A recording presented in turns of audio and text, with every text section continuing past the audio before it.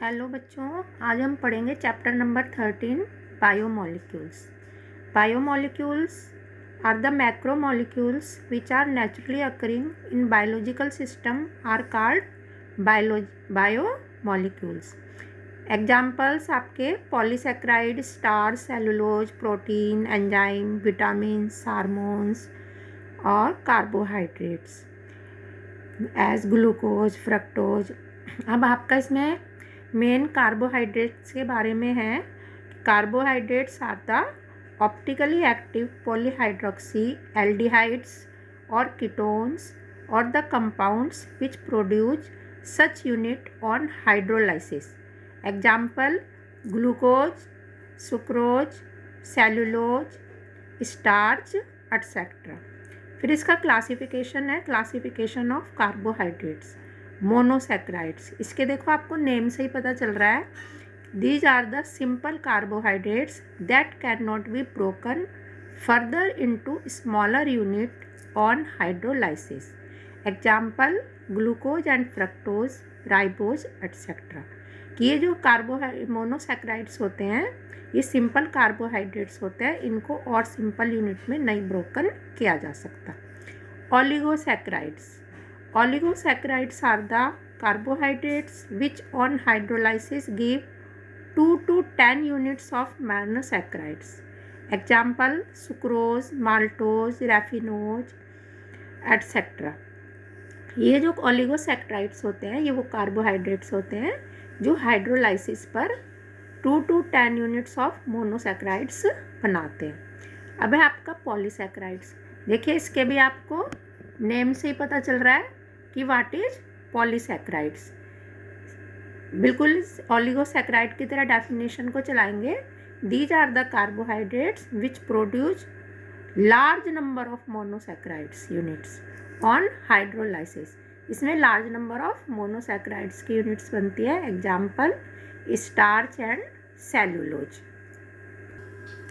फिर आपका reducing sugar, those carbohydrates which contain free aldehydic or ketonic group and reduce Fehling and Tollens reagent are called reducing sugar. Example all monosaccharide, maltose and lactose। तो carbohydrate जिसमें aldehydic group हो या ketonic group हो और वो किसको reduce कर दे, Fehling solution को रिड्यूस कर दे, टॉलेंस रिएजेंट को रिड्यूस कर दे, तो उसको बोलते हैं रिड्यूसिंग शुगर्स बोलते हैं। और फिर आपके सारे मोनोसैक्राइड्स, माल्टोज, लैक्टोज ये आपके किस में आ जाते हैं, रिड्यूसिंग शुगर में। नॉन रिड्यूसिंग शुगर इसका अपोजिट हो जाएगा, दो sugar which don't have free aldehyde और ketonic group and don't reduce Fehling solution और Tollens reagent are called non reducing sugar. Example sucrose. फिर आपकी preparation of glucose, preparation of glucose पहले sucrose से सुक्रोज का हाइड्रोलाइसिस करते हैं।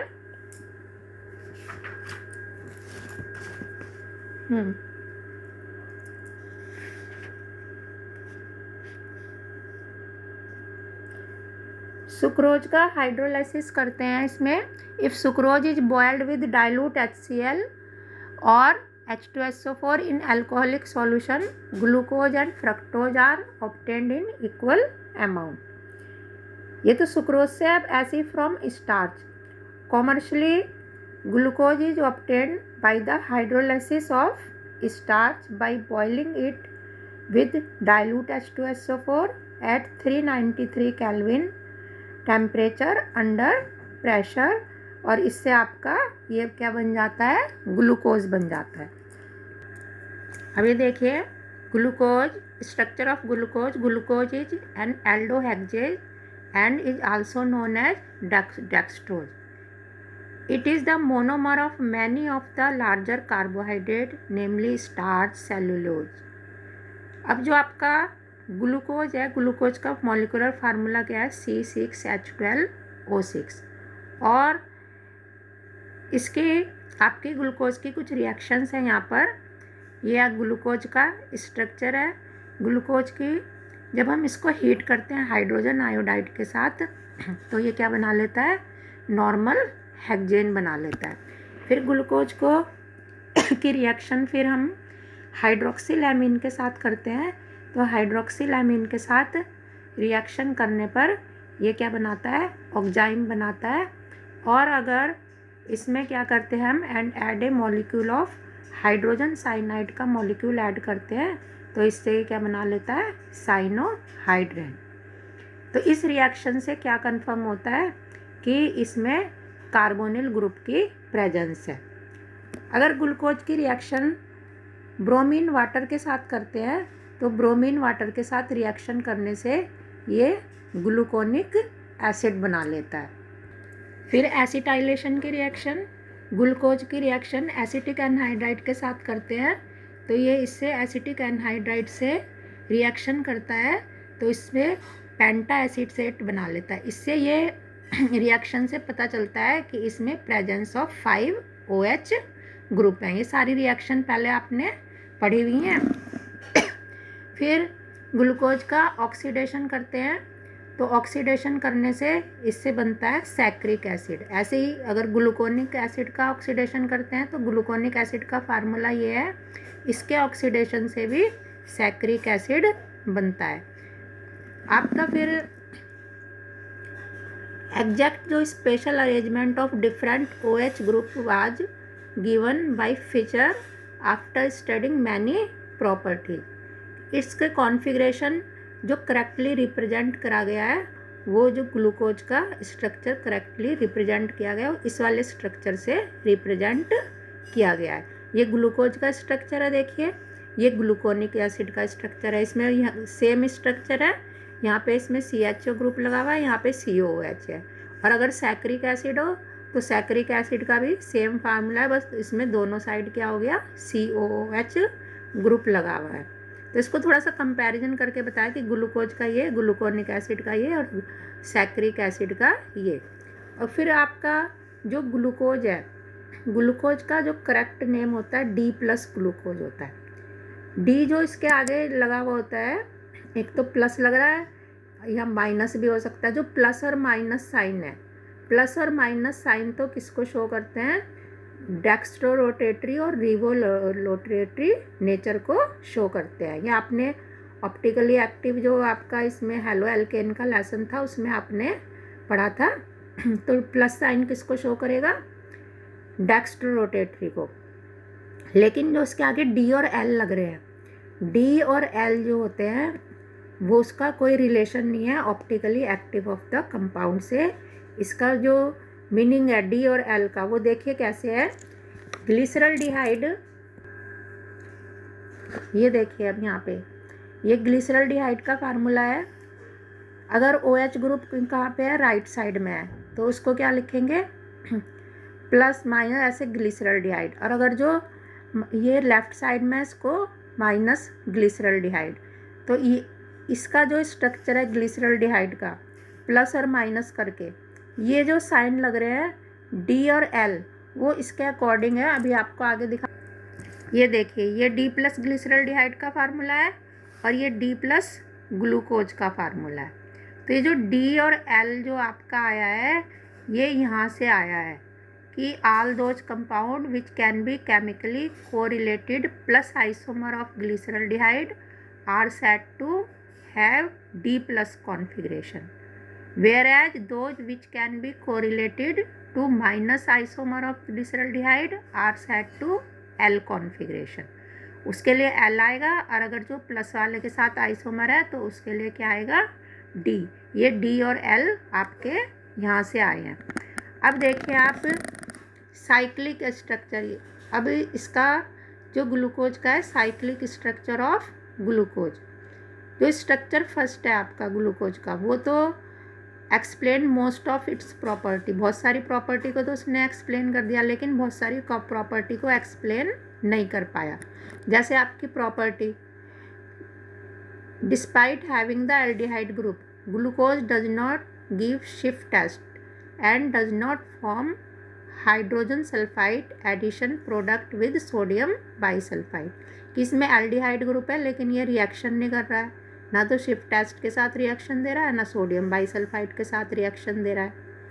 पेंटा acetate बन रहा है इसमें, हमने रिएक्शन कर दी एसिटिक एनहाइड्राइड के साथ तो पेंटा एसीटेट बन रहा था। लेकिन pentaacetate of glucose does not react with hydroxylamine, hydroxylamine के साथ रिएक्शन नहीं कर रहा, तो इसका मतलब इसमें CHO ग्रुप फ्री नहीं है। Glucose is found to exist in 2 different crystalline form. Glucose जो होता है 2 डिफरेंट क्रिस्टलाइन फॉर्म में पाया जाता है, जिसको एक को बोलते हैं अल्फा फॉर्म और एक को बीटा फॉर्म। तो अब आपको जो बिहेवियर है ग्लूकोज का, behaviour of glucose could not be explained by the open chain structure. जो ओपन चेन स्ट्रक्चर हमने ग्लूकोज का फर्स्ट स्ट्रक्चर पढ़ा था, वो तो सारे रिएक्शन को एक्सप्लेन नहीं कर पा रहा। तो ये प्रपोज किया गया कि इसमें से एक OH ग्रुप में add to the CHO group, कि कोई एक OH ग्रुप CHO ग्रुप के साथ ऐड हो रहा है। That glucose form A 6 membered ring. तो ये क्या बना रहा है, एक रिंग बना रहा है 6 membered, in which OH at C5 is involve in ring formation. अब देखिए, ये पहले ओपन चेन स्ट्रक्चर बनाया और इसको यहाँ से इसके साथ 5th नंबर पे जो OH ग्रुप था, इसको इसके साथ एल्डिहाइडिक ग्रुप के साथ अटैच कर दिया, ऐड कर दिया यहाँ से। तो इससे यहाँ पे तो बन गया आपका D+ ग्लूकोज, और ये आपका अल्फा D+ ग्लूकोज, और ये क्या बन गया, रिंग स्ट्रक्चर β2 ग्लूकोज। ये साइक्लिक स्ट्रक्चर बन गए इसके। देखिए इसके अब 2 cyclic hemiacetal form of glucose differ only in configuration of hydroxyl group at C1। केवल हाइड्रोक्सिल ग्रुप से ही ये डिफरेंट करते हैं और इनको बोलते हैं anomeric carbon, aldehyde carbon before cyclization. Such isomer that is alpha form and beta form are called anomers.